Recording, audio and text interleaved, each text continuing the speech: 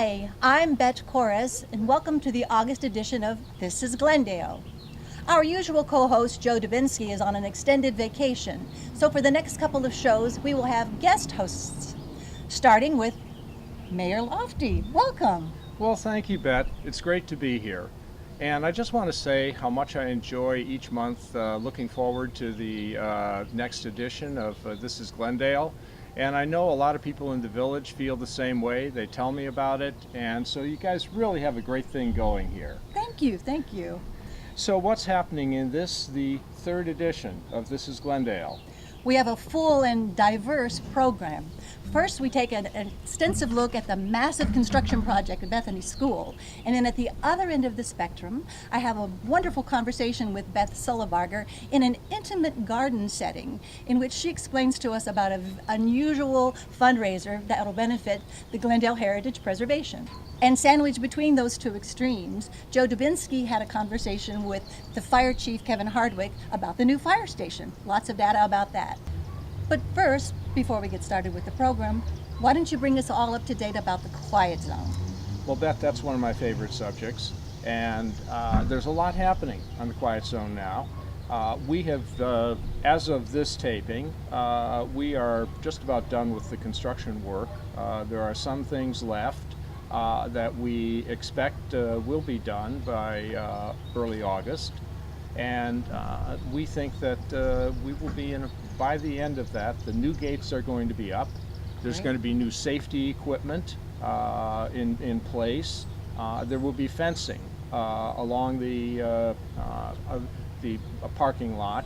Let me assure you, the fencing to start with is going to be snow fencing, orange snow fencing. Let me assure you that will not be the permanent fencing. Good to know. Yeah, we have. We don't want permanent ugly. Nope. We are avoiding permanent ugly. And so we expect that once the construction is all done, we will then send a notice to the state, to the railroad, to everybody else who cares that Glendale, the village of Glendale, we are establishing a quiet zone. And once we send that notice out by certified mail, we will have there will be 21 days go for a waiting period, and then the trains, horns will stop. Hallelujah. So when do you think that might occur? I know it's a guess, but... Well, we are feeling pretty good that before summer ends, the train horns will stop. And well, even if it's a little delayed, mid-fall, no horns, terrific. So that's it. We'll be able to sleep with our windows open. We'll be able to sit out here in the village square and not have to stop talking every time the trains blow their horns. And I think people throughout the village will just feel a different pace of life once this happens. That's fabulous. Thank you. Right. And now, let's begin the August segment of This is Glendale. So let's talk about this beautiful new facility. Why was this renovation so necessary? We really had run out of space. So as the fire trucks have gotten bigger over the years, the original building built in 1870 was appropriate for that time period. Trucks have continually got bigger and heavier. The floor on the original side of the building is still a wood floor and has concrete over top. So we're getting to the point of overloading the floor. Wow. This way we've got open area. What we're trying to do is protect our firefighters from cancer is one of the other big issues. We need to do that by cleaning the gear properly, by getting the contaminants off so that our people don't breathe out on a regular basis. That's part of the risk reduction for cancer. So that's part of the process. So what you see here is an accumulation of items to make this whole world a safer place than what we do in the fire service. So take us around the room. What's this unit over here? The first unit, the gray and blue unit, that's our air compressor. That's what we've used to fill the air packs that we wear in our gear to go inside of a burning building or other hazardous environment. We keep hose stored here. Once it gets cleaned and dried, we put it back in the rack. As we move around, you can see the gear racks. These gear racks are designed to keep everybody's gear in place, and it's an open grading system so that everything can air out and dry properly. moisture is one of the real concerns that we deal with. This typically is a wet environment, from fire hose to being around all the water. So the more things you can move air, we're very fortunate here. We have a big fan up above to move air. Some of the traditions you'll see here on our building, the red light, which indicates a place of safety. Originally, back in the 1800s, it was a point of safety. So that was an easily identifiable light to see amongst the other candle lights or gas lights that were around, that you could pick out where the fire station was, and it was always a safe place to go to. The red doors, same reason. It was identifying the fact that where it was a safe place to go and where you could get a hold of somebody for help. And the other part of the tradition we're going to do here, we are bringing the fire truck in. The old standard was when you got a new station or a new fire truck, that the firefighters actually pushed the truck back into the new bay, signifying the fact of housing the truck just like you housed a cart behind a horse back in the old days. We're going to carry that tradition on here. Again, it shows that our hands and what we can build in today's technology, we're still a team. Stand by for the following message. Attention all companies, it is with great pride that the Glendale Fire Department announces the opening of their new firehouse. While their previous buildings served the community well for over 100 years, they look forward to many additional years of service out of their new quarters. Hamilton County Communications joins all in wishing them the very best. Hello and welcome to this segment of This is Glendale. I'm Beth Corris, and with me today is Beth Solibarger. Welcome, Beth. Hey there. And we are here in the private gardens of one of the most magnificent homes in Glendale, known as Stone Olden. And we are here because Glendale Heritage Preservation is going to do something special. You want to tell us all about it? Yes, we're going to have a September soiree. It's a new fundraising event for Glendale Heritage Preservation on Saturday, September 21st. And we're going to have a tour of this fabulous house, which was built in 1920 by architect Stanley Matthews as his own home. Matthews, yes, that's a long line family here in Glendale. Tell us a little bit about the architecture. Well, it's built of stones from a local creek bed in the style of an English cottage. Stone Olden. Houses in England often have names predicated on either a family thing or its location, so it's perfect. Stone Olden. I love it. Exactly. This was his first project, which is incredible because he had just finished architecture school in 1920, and yet it's very sophisticated and includes a lot of unusual aspects. And one of them is that the formal entrance is actually on the rear through this courtyard. Which is where we are right now, and you are seeing behind us. Tell us some more about the event. It's a fundraiser, obviously. Mm-hmm. You want to give us some more details? Mm-hmm. Mm-hmm. Well, the event includes a tour of the house and a catered reception in the courtyard. The reservations are $100 a person. It is a fundraiser, after all, and it's open only to members of Glendale Heritage Preservation. Why only members? Well, we can only accommodate 50 people, and we want to show our appreciation for our members. So anyone can become a member. It's only $30 per household, and you can pay your dues at the same time that you make your reservation. Terrific. I think we've mentioned the deadline for this, which is September the 14th. And come to the Glendale Heritage Preservation, also known as the Depot, the museum, and sign up for this. If you're not a member, become a member and come support Glendale Heritage Preservation. Thank you, Beth. You're welcome. That's it for This is Glendale. Hello and welcome to this segment of This is Glendale. Today we are in part of the renovated section of the Bethany School, and with me is Sister Lynn Julian. Hi, I'm Lynn Julian. I am the Assistant Superior of the Community of the Transfiguration, and I'm also the liaison between the school and the community. And also we have David Gould. And David, what do you do? My name is David Gould, and I am the head of school at Bethany School. Well, we are here to talk about this magnificent construction project. First of all, I'm wondering, what was the impetus for all of this? And David, you want to start? Sure.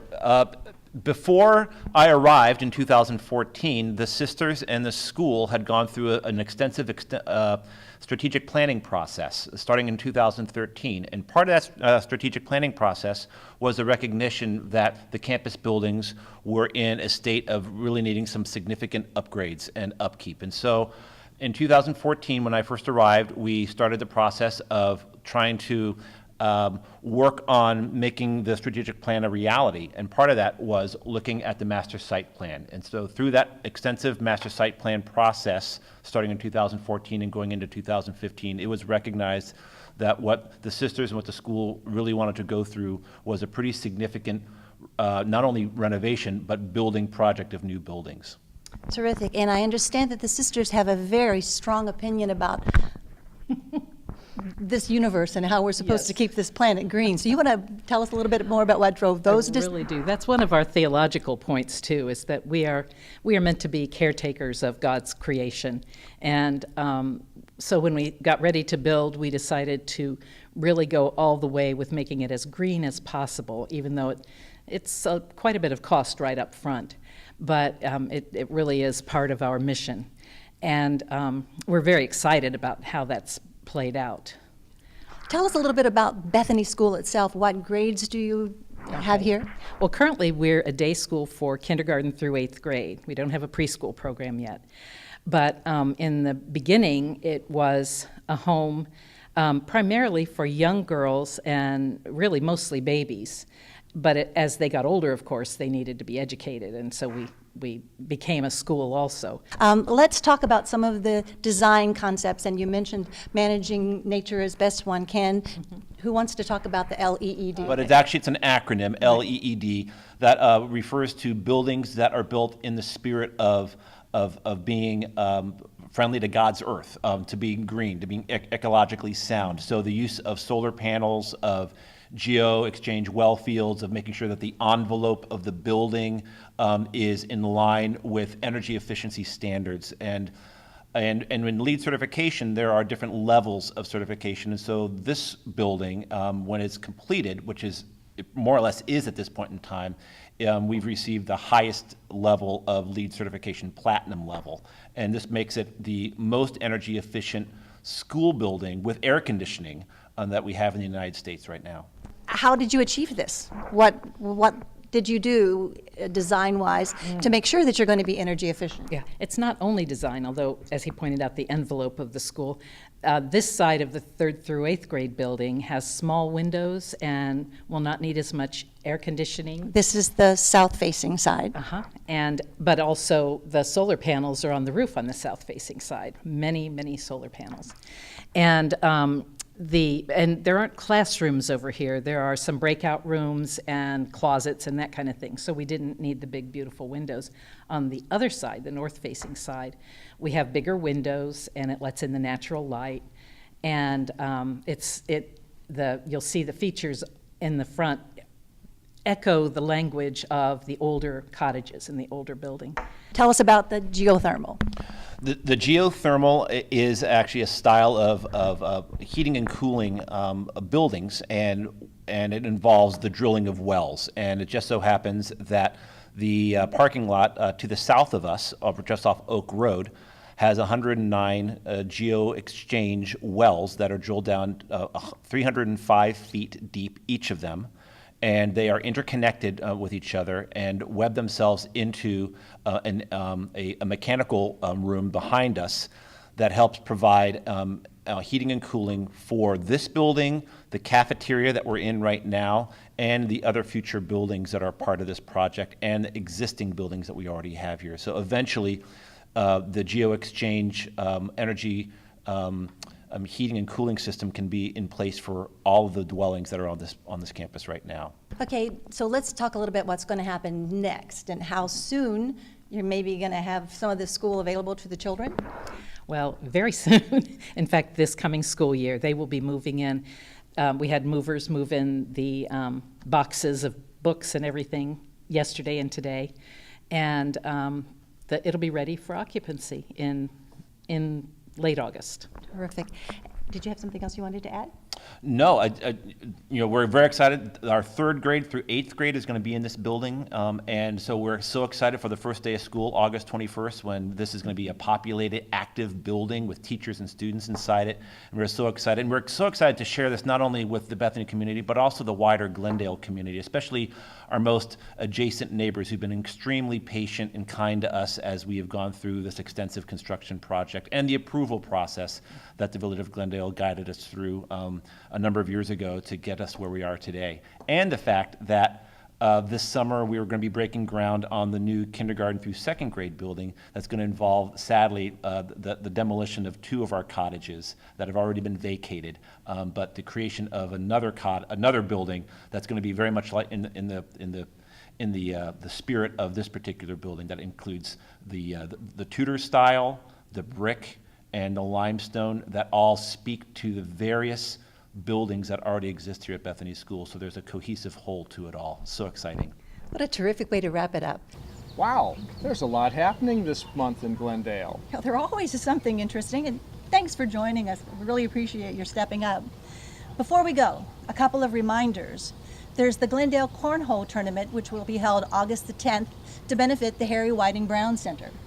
And I hear this is going to be a really exciting tournament with some great prize money.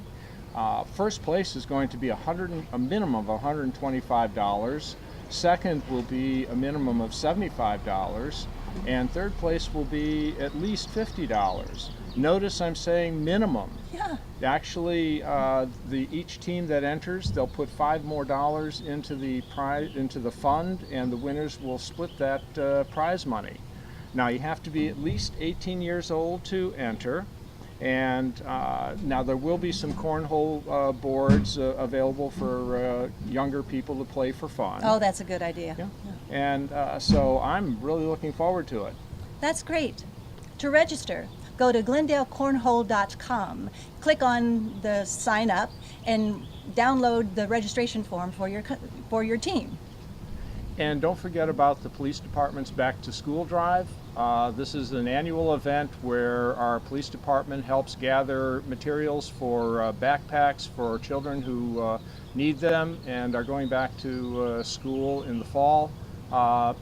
And it's a really worthy cause. Hope we can all support it.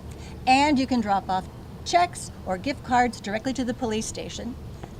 And also you can provide your own school supplies if you choose. Just drop it off there as well. That wraps it up. I'm Bet Chorus. And I'm Don Lofty. And this is Glendale. Thank you for watching.